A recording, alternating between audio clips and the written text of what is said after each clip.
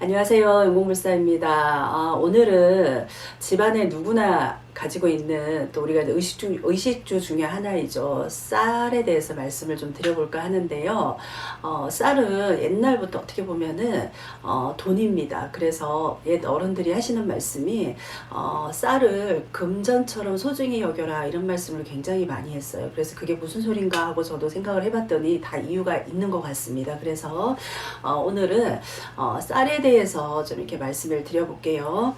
우리가 집에 쌀독이 없으신 분들은 많아요. 요즘 젊은 세대들은.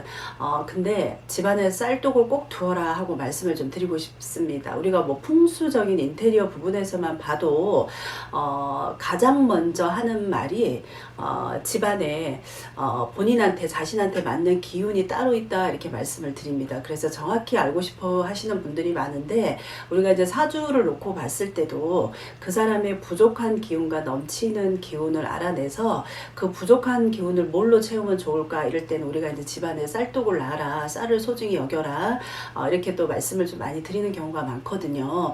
그리고 또 금전운이 부족하거나 내가 또 이렇게 결혼을 하고 싶거나 이러신 분들도 본인의 어떤 그 소품의 하나로서 집안에 한 가지 소품을 좀 잘 활용하는 것도 도움이 된다 이렇게 좀 말씀을 많이 드립니다. 그러니까 참고하시면 될 것 같고요.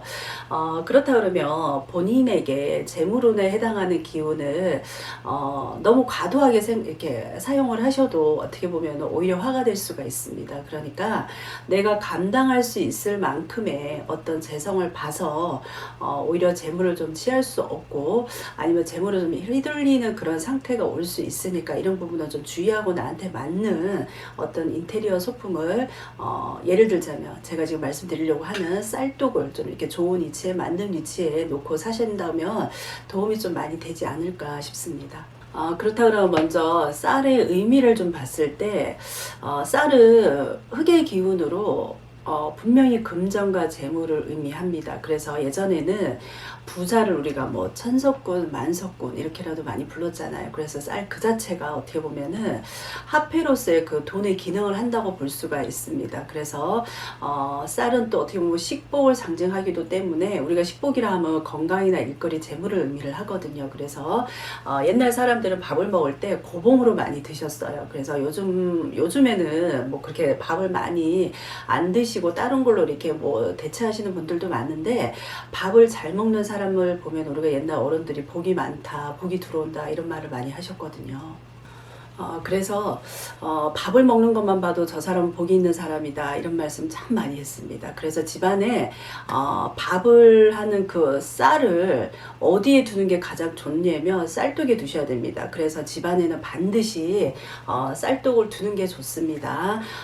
보통 쌀독은 그 쌀이 우리가 이제 보관하는 그 창고라고 보시면 돼요. 그래서 쌀이 돈이라고 본다 그러면 쌀독은 금고라고 생각을 하시면 돼요. 근데 요즘은 사람들이 밥을 많이 먹지도 않을 뿐더러 또 햇반이라는 게 있어서 집안에 햇반을 놓고 데워 먹고 이렇게 사시는 분들이 많잖아요.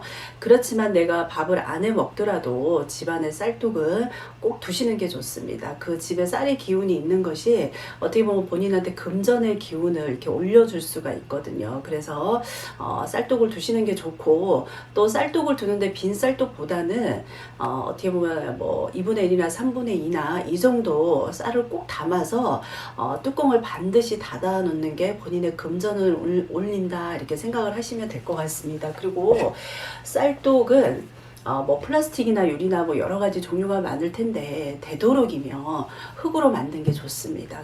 그리고 쌀독의 색깔로는 웬만하면은 푸른색, 파란색 계열은 좀 피하는 게 좋습니다. 웬만하면 흙의 기운을 담고 있는 황토색이 가장 좋다고 볼 수 있습니다.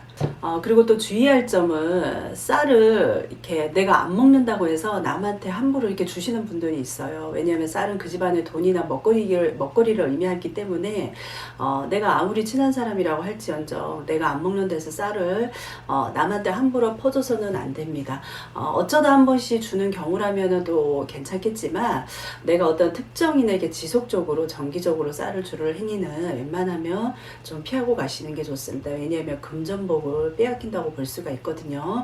그리고 또 특히나 식당 같은 경우에 다른 집의 쌀을 지속적으로 주는 그런 경우가 있어요. 우리 식당 하시는 분들은 내가 이렇게 다른 집에 지속적으로 쌀을 줬을 때는 그 식당 하시는 장사의 운기가 좀 이렇게 저하될 수 있으니까 좀 알고 계셨으면 좋겠습니다.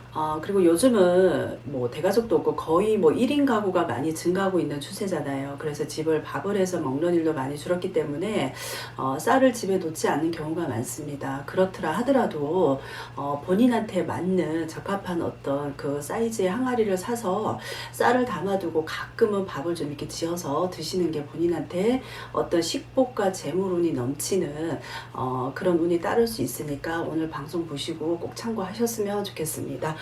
오늘은 금전과 관련된 쌀독의 중요성에 대해서 말씀을 드렸으니까요. 오늘 방송 보시고 도움이 좀 되셨으면 좋겠습니다. 감사합니다.